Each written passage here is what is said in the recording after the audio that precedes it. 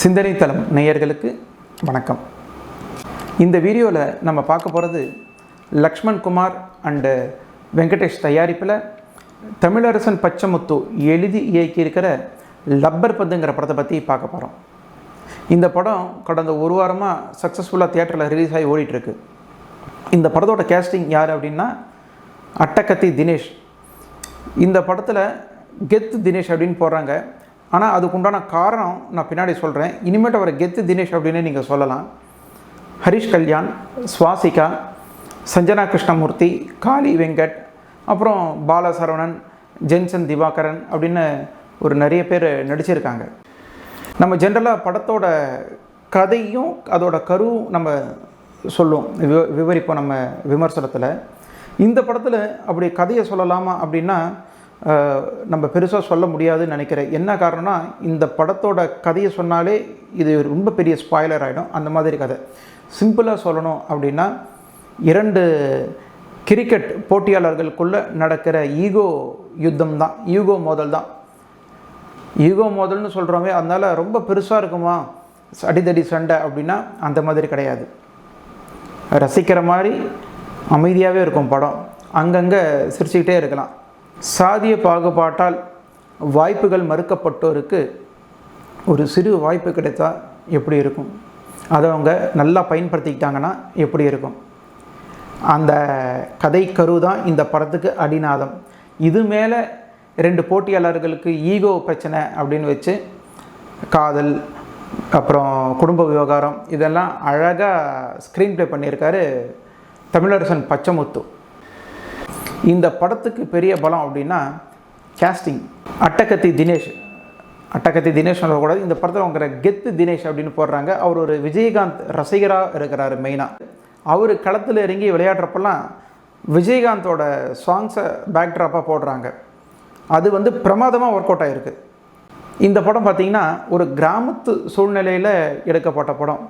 இன்னும் சொல்லப்போனால் இது ஒரு நேட்டிவிட்டி கதை. எனக்கு தெரிஞ்சு பாக்யராஜுக்கு அப்புறம் சர்க்குணம் டைரக்ட் பண்ண கலவாணிங்கிற படம் தான் நல்ல ஒரு நேட்டிவிட்டியை பிரதிபலித்து தான் எனக்கு தோணுது.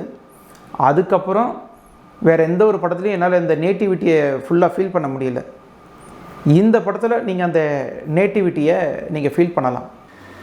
ஒரு கிராமத்தில் நடக்கிற அந்த கிரிக்கெட் மேட்ச் எப்படி இருக்கும், அதை தத்ரூபமாக நமக்கு டைரக்டர் காட்டியிருக்காரு.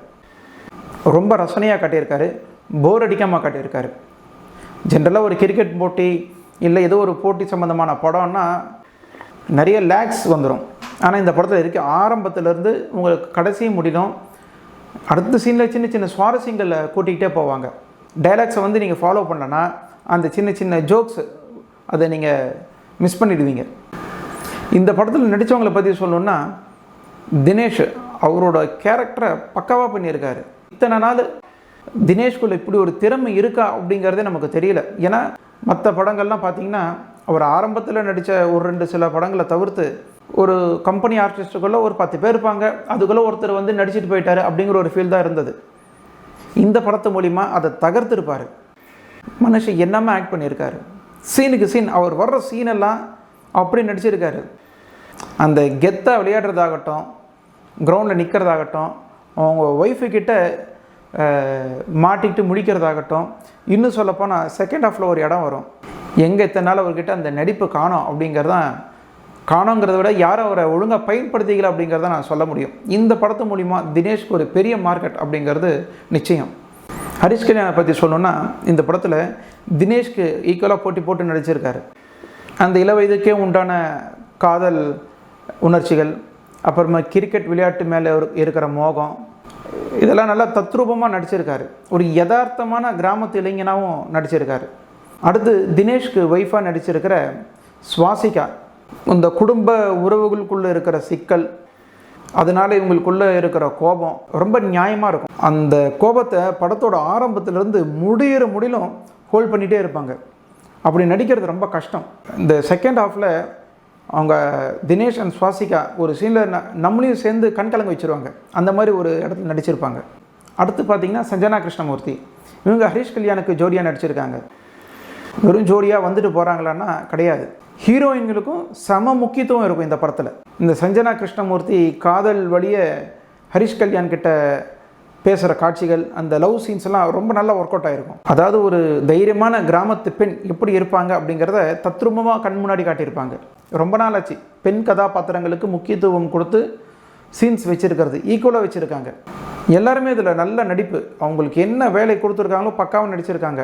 அப்புறம் இன்னும் 2 பேரை பற்றி சொல்லி ஆகணும் இந்த படத்தில். ஜென்சன் திவாகரன், அவர் வர்ற சீன்ஸ் எல்லாம் கிளாப்ஸ் தான். அதுக்கு ஈக்குவலாக பார்த்தீங்கன்னா இந்த பக்கம் ஹரிஷ் கல்யாணோட ஃப்ரெண்டாக பாலசரவணன் வராரு.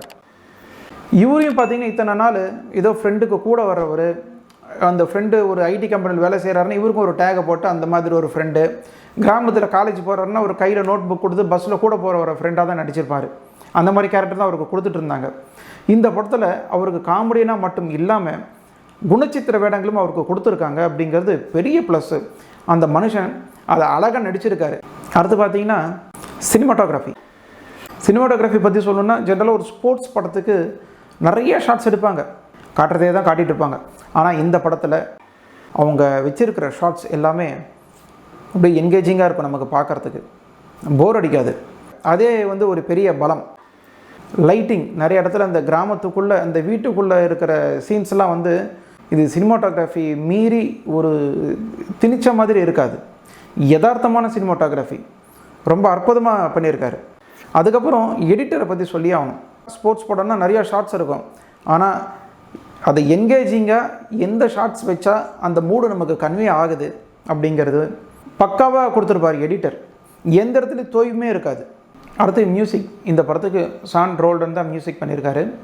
சில்லாஞ்சிருக்கேன்னு ஒரு சாங்கு, அது ஆல்ரெடி யூடியூப்பில் ஹிட்டான சாங்கு. அது இந்த படத்தில் ரொம்ப ரசிக்கும்படியாக இருக்குது கேட்குறதுக்கு.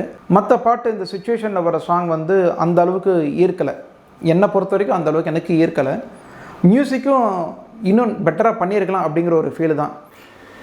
அதை உடைக்கிற மாதிரி என்ன பண்ணுறாங்கன்னா, தினேஷ் கிரிக்கெட்டில் இறங்குற இடத்தெல்லாம் விஜயகாந்த் படத்தை பாட்டை போட்டு நமக்கு அந்த ஹைப் லெவலை கூட்டிடுறாங்க. ஸோ பிஜிஎம்மில் இன்னும் கான்சென்ட்ரேட் பண்ணியிருக்கலாமோ அப்படின்னு தோணுது. ஆர்ட் டைரக்டரை பாராட்டே ஆகணும். கிராமத்து படம் பெரிய செட்டில் ஒன்றும் கிடையாது, ஆனால் அந்த கதை நடக்கிற இடத்துக்கு என்ன தேவையோ அதை அற்புதமாக செஞ்சுருப்பார். சொல்லப்போனால் எக்கனாமிக்கலி லோவர் கிளாஸ் பீப்புளோட வீடு எப்படி இருக்கும், அதுவும் கிராமத்துக்குள்ளே எப்படி இருப்பாங்க அப்படிங்கிறது ஒரு பக்காவாக இருக்கும், டீட்டெயிலிங்லாம்.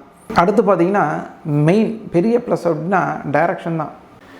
இந்த படத்தை எழுதி இயக்கியிருக்காரு தமிழரசன் பச்சமுத்து. அவரோட எழுத்துலாம் பார்த்திங்கன்னா சீனுக்கு சீனு நீங்கள் கை தட்டிடுவீங்க. அதே அவருக்கு பெரிய மெடல்.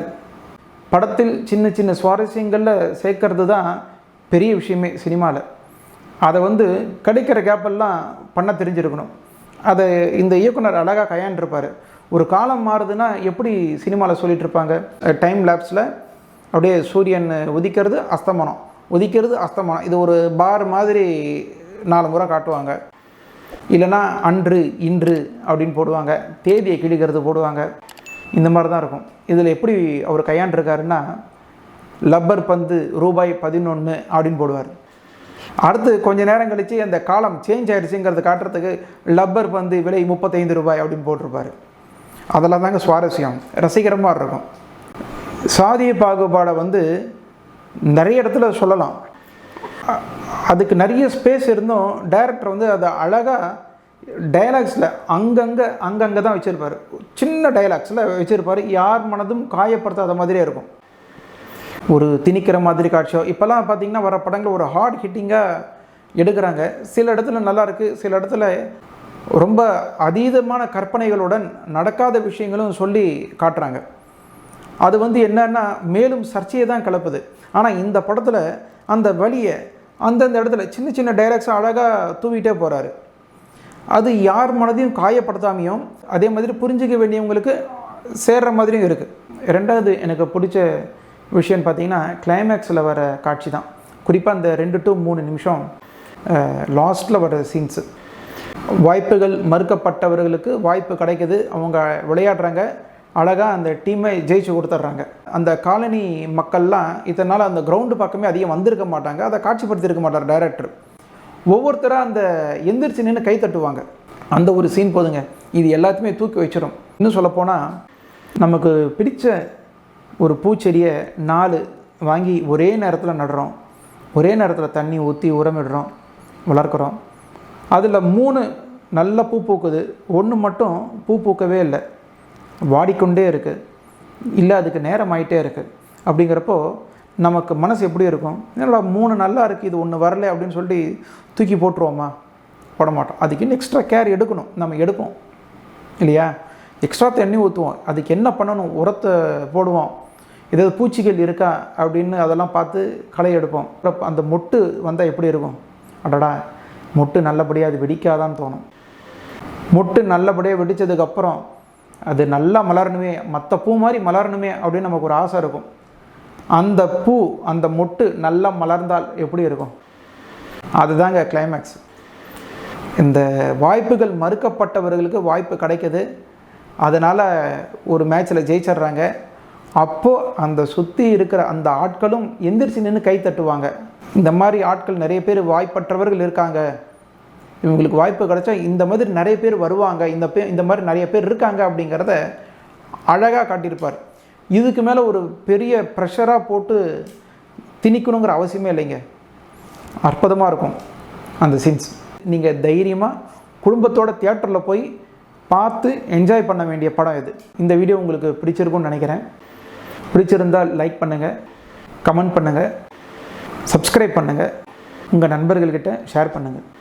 மீண்டும் ஒரு நல்ல காணொளியில் உங்களை நான் சந்திக்கிறேன். அதுவரை உங்களிடமிருந்து விடைபெறுவது வணக்கத்துடன் ஹரிராவ்.